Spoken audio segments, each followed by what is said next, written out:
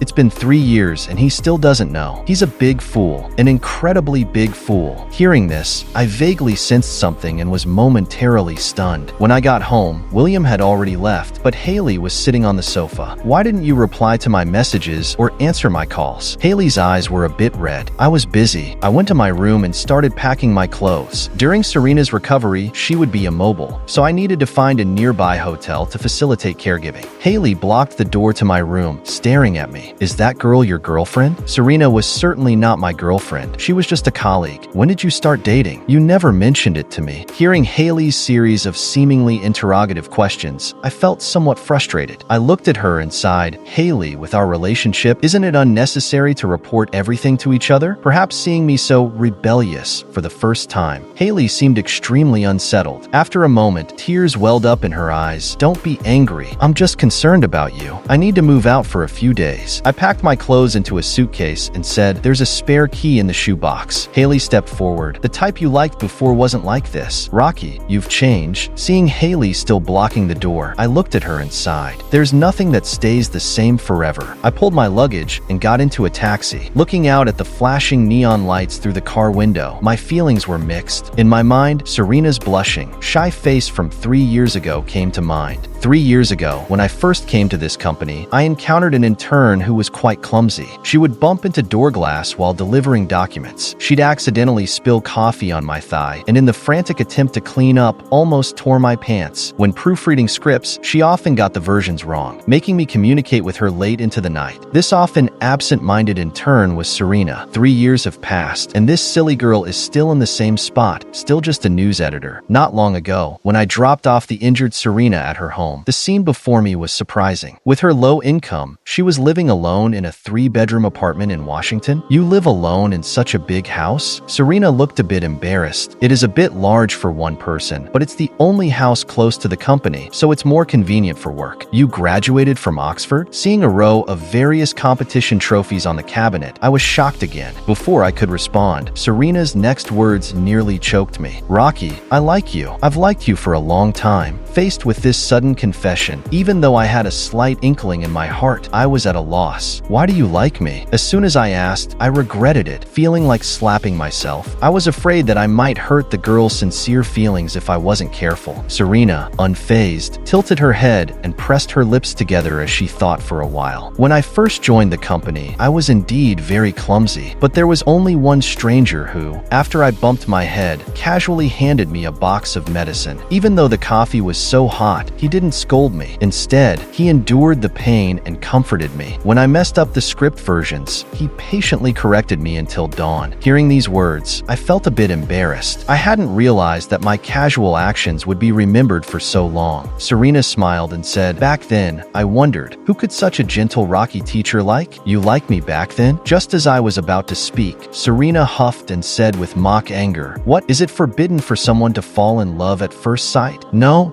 I waved my hands awkwardly. Later, when work got smoother and the company wanted to transfer me, I thought, wouldn't that reduce my chances of seeing Rocky teacher? So you kept pretending to be clumsy, making a few small mistakes just to stay in this position? Serena puffed out her chest proudly. How about that? Isn't it a pity if I didn't become an actress with this acting skill? At that moment, I was overwhelmed with a deep sense of gratitude. I hadn't expected this girl to silently give so much for me behind the scenes. On the plane from Boston to Washington, I secretly saw you were very sad, and I was really worried. At that time, Haley had just announced her relationship on social media. That night when we got back to Washington, it rained heavily. I wanted to give you an umbrella, but you disappeared in a flash. Sure enough, the next day you caught a cold. When I saw you still hadn't recovered when work ended, I was so worried that I decided to check downstairs at your apartment. I didn't expect. I chuckled silently, looking at Serena's heavily casted leg. So I was the one who caused Serena's injury after all. Soon, I moved to a hotel near Serena's home and officially began my caregiving duties. Since Serena still had a cast on her foot, I often pushed her in a wheelchair to get some fresh air and relax. That night, I seriously explained the confession to Serena. I told her that I had just gone through a traumatic experience, and suddenly choosing to be with her seemed a bit irresponsible. Serena waved her hands, saying that she only confessed her feelings, not forcing anything. No one said that if you liked someone, that person had to like you back immediately. There's still plenty of time. Using Serena's previous playful words, "After all, Rocky teacher, you have to be responsible for me during this time of injury." During this period, Haley only sent me one message. It said that William's lease had ended and he might stay at her place for a few days. To be precise, he would stay at the apartment I rented for her, but it wouldn't be for long, as she would soon return to Paris with William. I replied, "Feel free." After thinking for a moment, I added, "Safe travels." Haley didn't say anything else, and I didn't ask further. After moving to a hotel next to Serena's apartment, whenever I had time, I would cook nutritious meals for her. However, Serena didn't like carrots. Only after my strong insistence did she reluctantly accept the idea that she needed to supplement her vitamins to recover faster. "Rocky teacher, sometimes you really act like an old scholar."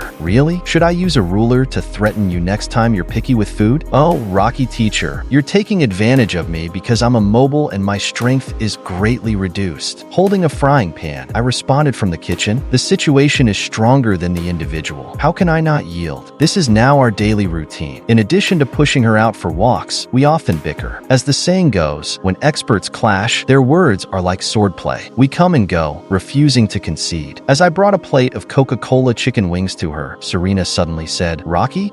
I was caught off guard by Serena's sudden change in address. Serena looked at me with a flushed face and said, "It's such a hassle for you to run around every day. Why don't you move in? There's a empty room." I glanced at her casted foot. "It's not very good. Taking advantage of someone's misfortune is not gentlemanly." Serena, hearing this, became a bit exasperated and pouted. "Can't you at least take advantage a little?" Haley did go to Paris, which I saw from her social media. Her recent posts were frequent, mostly photos with William, full of vigor and sweet smiles, including boarding, landing, equestrian lessons, climbing the Eiffel Tower, visiting the Louvre, etc. The air in Paris seems particularly sweet. Seeing this caption on a photo of the two of them, unable to stand the frequent updates, I directly blocked her. Since then, we have basically lost contact. Later, the COVID-19 outbreak occurred, spreading worldwide, and global lockdowns began. With shortages of supplies and masks, Washington also started strict control. Because I returned to my hometown in New York, I was stuck there, and Serena and I were separated by distance. But daily video calls never stopped, and our feelings for each other did not fade due to the distance. Instead, the longing across the miles made our bond even stronger. Serena was always worried about me being in the epidemic area, often in tears. The masks and other supplies she managed to gather couldn't be sent due to logistics disruptions. I remained optimistic, constantly reassuring her not to worry too much, believed that pharmaceutical companies would develop vaccines, and the pandemic would pass. Despite experiencing several intermittent outbreaks, Serena and I finally met again. Although it had been a whole year, the moment I emerged from Dulles International Airport, a petite figure threw herself into my arms. Like an octopus, she clung to me tightly, unwilling to let go or release her legs. "Rocky, I don't want to be apart for so long anymore." Serena buried her head deep in my chest, her voice tinged with a hint of tears. I couldn't help but pat her little head. "Serena, is it too late now to take advantage of you? Rocky, I miss you." It had been over a year since I last heard from Haley, and suddenly she sent me a voice message. If this had happened in the past, I would have been overjoyed, unable to sleep for the whole night. After all, she was the girl I had secretly admired for 10 years. But at this moment, my heart was completely unmoved. I used to think Haley was my only light, but now I realized that I had long since had the whole sun. "I have a girlfriend now," I replied, "and I'm planning to marry her." After I sent this message, Haley didn't reply for a long time. From what I knew about her now, she wouldn't contact me out of the blue without reason. Out of old friendship, I decided to check in on her situation. It turned out that things had been fine in France until recently, but suddenly the pandemic worsened there. Infection rates surged, prices soared, and even basic living needs became hard to meet. Masks and other preventive supplies were in short supply. "Send me your address," I said. After thinking for a moment, I bought a batch of masks and supplies online and sent them to her address. "Thank you, Rocky," Haley responded, clearly moved. "It's nothing. We're old friends." "Just old friends?" Haley's voice came with a gentle sigh. I didn't respond to that sigh. To comply with national vaccination efforts and establish immunity, Serena and I went early to line up on the first day the vaccination was available in our neighborhood. However, I had underestimated the public's enthusiasm for vaccination. During the long wait, even the lollipops I had prepared for Serena were almost all gone. The last piece of candy was so small that it was hardly bigger than a peanut. After getting vaccinated, Serena, holding her arm and laughing, was almost doubled over with laughter. "Haha, I didn't realize a tall guy like you was afraid of needles." Serena laughed unabashedly, completely ignoring her image. I felt a bit embarrassed, my face flushing. Well, everyone has their weak spots. It wasn't exactly shameful for a tall guy like me to be afraid of needles. It was just that I had made a fool of myself in front of my girlfriend. "Isn't it because you ate my share of the candy?" I found a clumsy excuse to deflect. Serena, who had just finished chewing the last bit of the lollipop, was momentarily stunned. Then, in a flash, she kissed me. As I felt the softness of her lips, I could even taste the sweetness of fruit. This was our first kiss, just like our love, unexpected but as sweet as honey. Serena, with a victorious smile, licked her lips and asked, "So, does it still hurt?" I quickly shook my head, smiling. "Not enough, still a little lacking." As I leaned in to kiss her again, Serena, blushing and seemingly shy, pulled back. "Oh, there are too many people here. Next time."